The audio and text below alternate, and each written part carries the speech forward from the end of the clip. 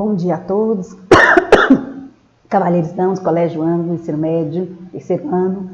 Hoje a nossa aula 3, sobre o romantismo. Essa semana nós temos um teste falando desse conteúdo, então nós continuamos com o romantismo, continuamos com a parte das gerações do romantismo em poesia. Semana que vem a gente vai falar da prosa, Semana anterior já havíamos falado da poesia, continuamos agora falando da prosa, Então é importante que a gente tenha esse olhar especial aí para nós dentro do romantismo.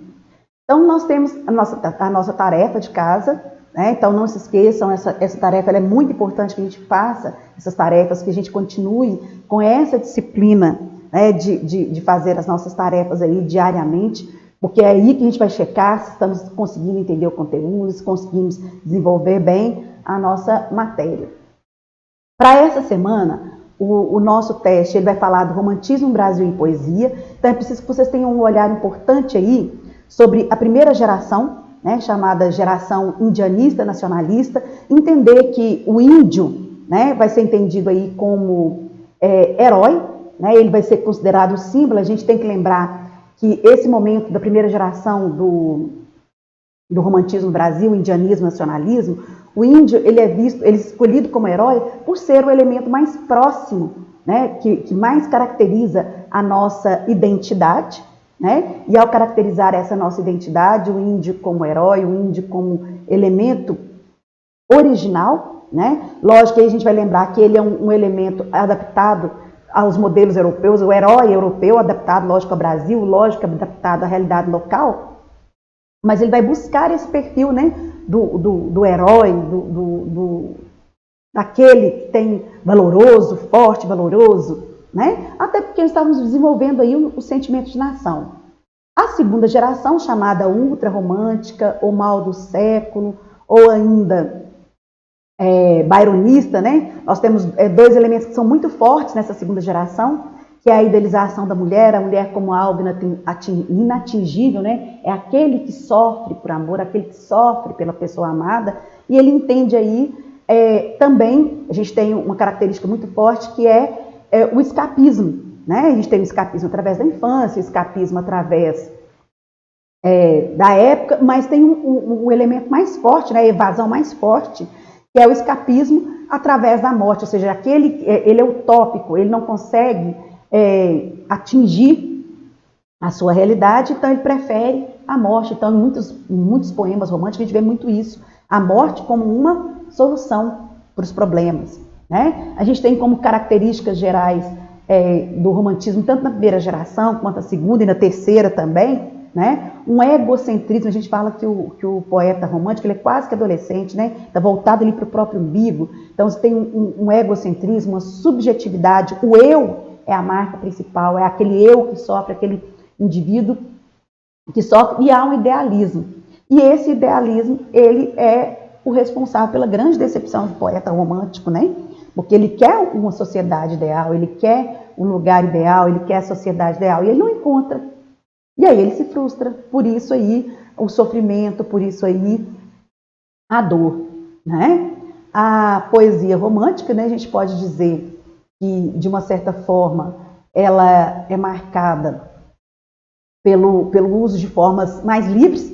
Aí quando a gente fala assim, o uso de formas mais livres, em comparação, logicamente, ao soneto. Aí quando a gente fala assim em comparação ao soneto, por quê? O soneto em outros momentos, no arcadismo, ele tem ali assim, uma forma mais fixa, Então 2 quartetos, 2 tercetos. Então, já a poesia romântica, ela é mais livre, ela não tem essa rigidez, vamos dizer assim, E dentro da primeira geração, que é chamada nacionalista, indianista, nós temos aí algumas características interessantes. O primeiro, o nacionalismo, que é a exaltação da pátria, o indianismo, que é a idealização do índio como herói, uma certa religiosidade, muitos poemas retratam a manifestação de Deus na natureza, ou seja, o homem ali enxergando a natureza como algo exuberante, como um presente de Deus, vamos dizer assim mesmo. E um saudosismo, Né? E basta a gente lembrar lá, né, que da canção do exílio, ou seja, a saudade da própria terra, a saudade da infância, a saudade do momento em que ele era feliz e não sabia, vamos dizer assim.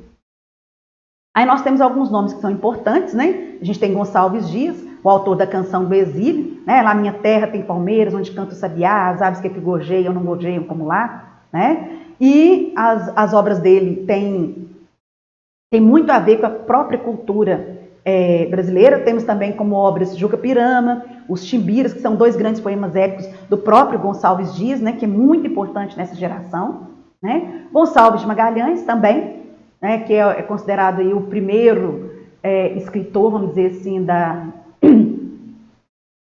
poesia romântica, como a obra até que citei na última aula, que são Suspiros Poéticos e Saudades, né, que marca o início do romantismo no Brasil.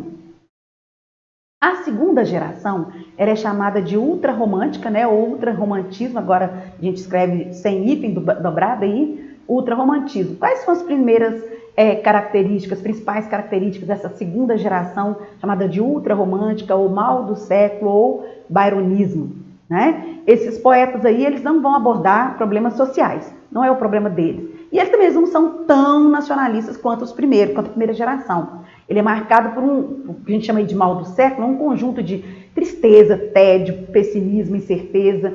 Então, são pessoas que gostavam do soturno, né, do macabro, do sofrimento, um egocentrismo exagerado, né, uma superexaltação da figura feminina, seja ela a mulher amada, a mãe ou a irmã, né, um pessimismo muito dado pelo idealismo não alcançado, vamos dizer assim. Né? O gosto pela morte, a gente fala que é o escapismo através da infância, através da época, através da morte, né? Então a morte é entendida como uma forma de fuga da realidade.